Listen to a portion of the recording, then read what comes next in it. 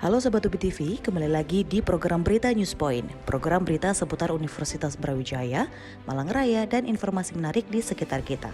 News Point Highlight akan menyajikan rangkuman berita sepekan yang telah dipilih oleh tim redaksi untuk menemani akhir pekan pemirsa Ubi TV. Selamat menyaksikan dan inilah News Point Highlight hari ini yang akan dimulai dengan berita Fakultas Vokasi UB dan AEU University perkuat kerjasama internasional.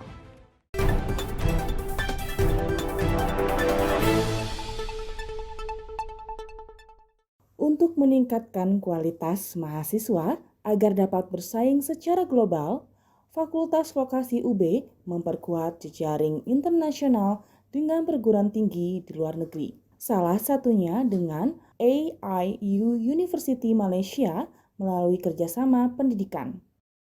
Kerjasama ini memungkinkan mahasiswa vokasi untuk melanjutkan pendidikan bachelor di AIU dan memiliki 2 ijazah.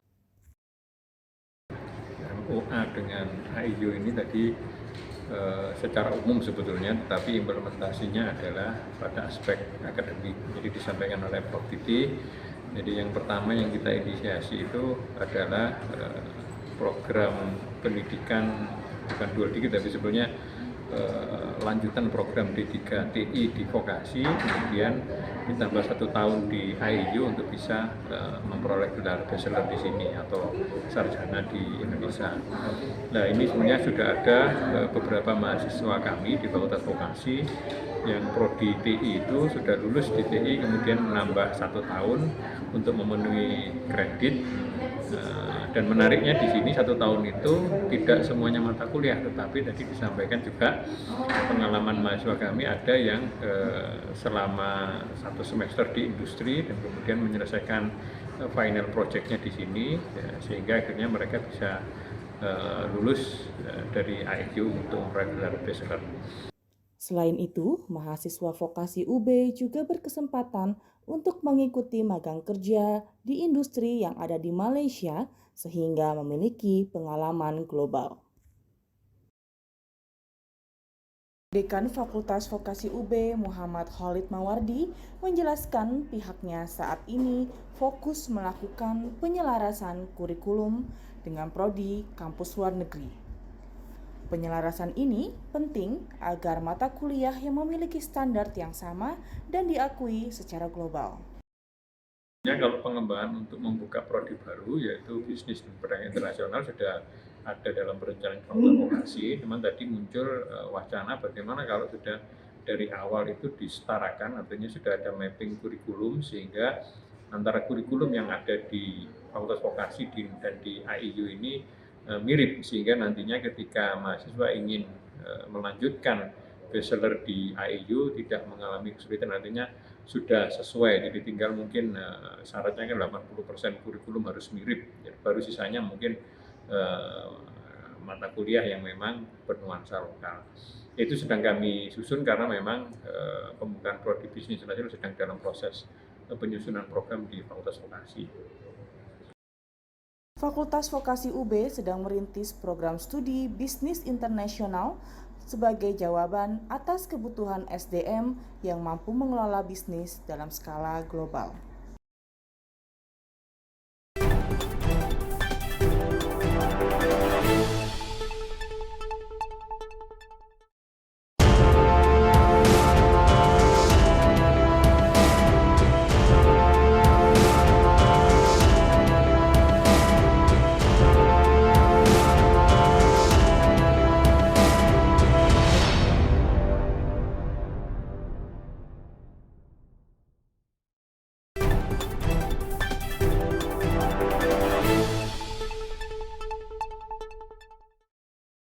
Deklarasi anti perundungan, kekerasan seksual, dan LGBT yang dilakukan oleh Fakultas Vokasi mendapat apresiasi dari Satgas PPKS UB. Menurut Dr. Lucy Enderwati, kegiatan edukasi ini harus dilakukan secara masif dan menyasar semua mahasiswa sehingga langkah pencegahan dapat dilakukan secara menyeluruh. Berlanjut ya, tidak hanya mahasiswa baru tapi mahasiswa lama atau mahasiswa yang sedang kuliah itu sebenarnya perlu juga, karena kasus KS itu tidak memandang korban atau pelakunya mahasiswa baru, lama atau yang sedang kuliah.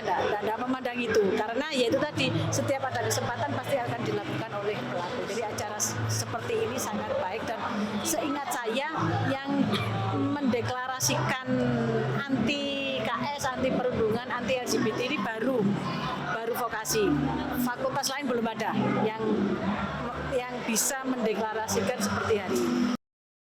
Lucy mengapresiasi langkah Fakultas Vokasi melakukan deklarasi karena merupakan fakultas pertama yang melakukan deklarasi terbuka sebagai bagian dari komitmen untuk mencegah terjadinya hal tersebut.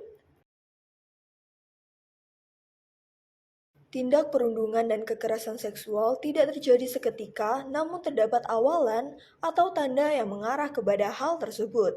Hal-hal seperti inilah yang harus diketahui oleh mahasiswa agar tidak menjadi korban atau dapat mencegah seseorang agar tidak menjadi pelaku tindakan tersebut. Menurut Dr. Lucy Endarwati, ciri tersebut dapat diketahui sejak dini.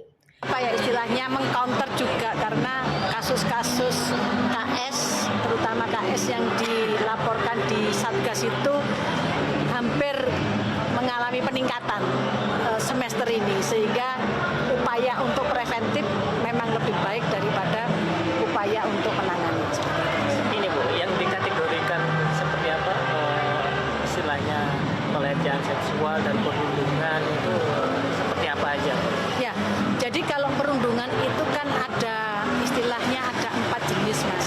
Ada perundungan secara verbal, secara fisik, perundungan sosial, dan yang lebih berbahaya itu perundungan secara cyber. Jadi seperti yang tadi saya katakan VCS, video call seks, itu juga perundungan juga. Dan bibit-bibit perundungan kalau tidak ditangani atau tidak dicegah dengan baik itu pasti akan menimbulkan KS. Lucy juga mengakui bahwa pada semester ini pelaporan adanya dugaan tindak perundungan dan kekerasan seksual ke Satgas meningkat, sehingga upaya edukasi dan pencegahan harus semakin intens dilakukan secara bersama.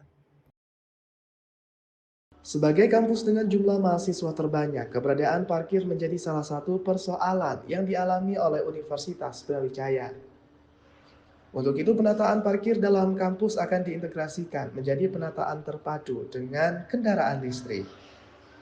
Penataan ini menurut Profesor Muhammad Syafaat bertujuan agar lingkungan kampus nyaman, tertata rapi, dan mampu mengurangi polusi udara yang ada.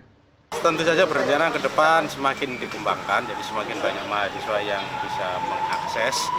Nah, itu tentu saja nanti terintegrasi dengan rencana penataan parkir di Universitas Brawijaya begitu. Sehingga diharapkan Universitas Brawijaya lebih nyaman gitu. Karena kalau sekarang kan parkirnya di mana-mana, nah nanti rencananya kita juga akan membangun kantong-kantong parkir gitu. Jadi tidak di sembarang tempat. Nah, tentu saja untuk mobilitas mahasiswa dan dosen dari masing-masing kantong parkir itu kan membutuhkan kendaraan bagi yang tidak kuat untuk jalan. Dengan kerjasama ini yang mudah-mudahan nanti rencana itu menjadi semakin mudah terlaksana karena terfasilitasi.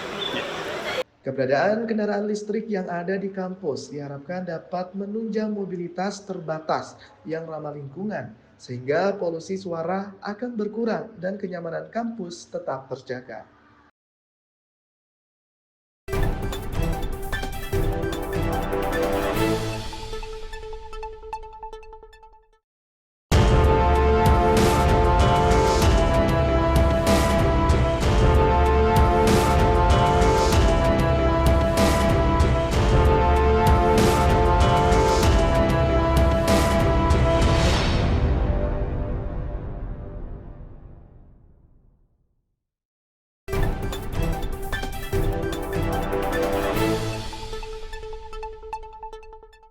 Penantian 4 tahun para alumni VIA UB yang tergabung dalam YHMI untuk membangun Islamic Center dan masjid mulai terwujud.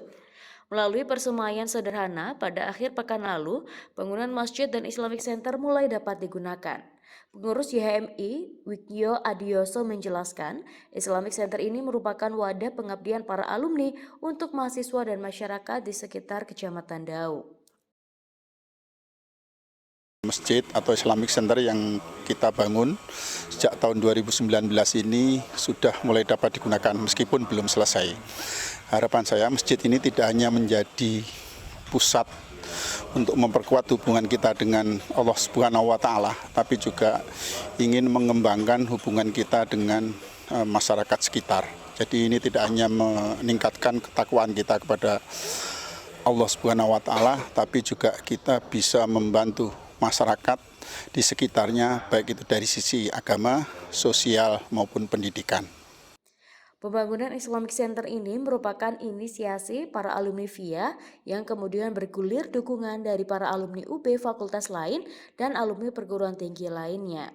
Dewan Pembina YHMI Priyanto menyebutkan hal ini sebagai gotong royong kebaikan untuk bersama. Tentang peran banyak pihak, saya kira sampai hari ini, sampai berdiri masjid ini walaupun belum selesai, ini baru sekitar 30%. Saya kira awalnya memang idenya banyak dari teman-teman VIA, dan ini sangat signifikan karena memulai dari VIA akhirnya menjadi kegiatan banyak alumni universitas dan sekarang meluas menjadi banyak pihak dari kampus-kampus yang lain maupun pihak-pihak masyarakat yang lain yang terlibat. Saya kira peran dimulai dari VIA sekarang menjadi kampus UB, setelah UB menjadi milik semua orang. Ahli Media Badan Pusat Statistik Jawa Timur, Umar Syarifuddin, merilis data bulanan yang menjelaskan bahwa pada bulan September terjadi inflasi di Jawa Timur sebesar 0,32%. Kenaikan harga beras dan bahan bakar minyak menjadi pemicu terjadinya inflasi pada bulan September. Berdasarkan pemantauan pada 8 kabupaten kota yang menjadi indeks harga konsumen, semua mengalami inflasi pada bulan September.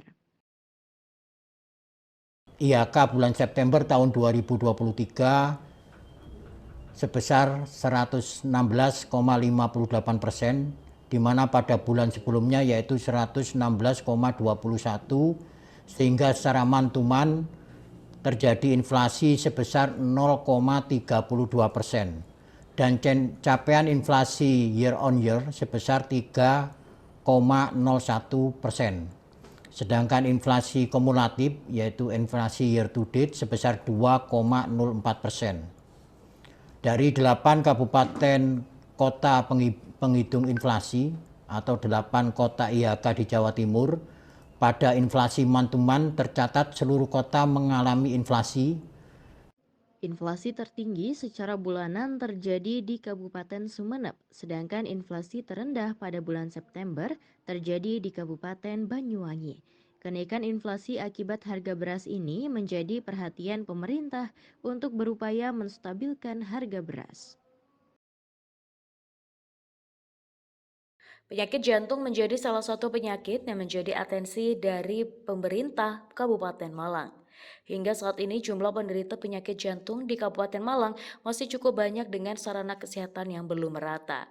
Wakil Bupati Malang, Didi Gatot Subroto mengaku terus berkoordinasi dengan semua pihak terutama Dinas Kesehatan.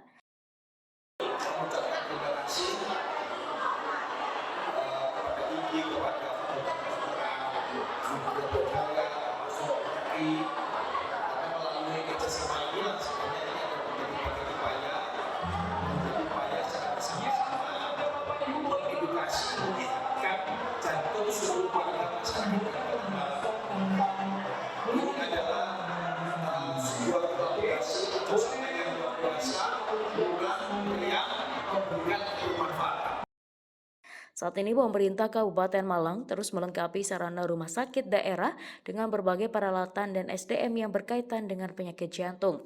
Diharapkan nantinya rumah sakit daerah menjadi rujukan bagi pasien jantung yang ada di Malang Raya. Satu di antara kita sudah mempersiapkan rumah sakit daerah Kanjuruhan sudah memiliki ruang khusus andai kata penanganan jantung ringan. Kita sudah memiliki semuanya, tentunya ini berkat support beberapa dukungan dari Prosedur dan Perti berikut dengan Uji. Insya Allah Kabupaten sudah memulai, bahkan melalui Pak Direktur Rumah Sakit sudah merencanakan rencana detail dengan harapan bagaimana Rumah Sakit Kanjuruhan ini ke depan menjadi satu-satunya rumah sakit rujukan jantung yang berada di wilayah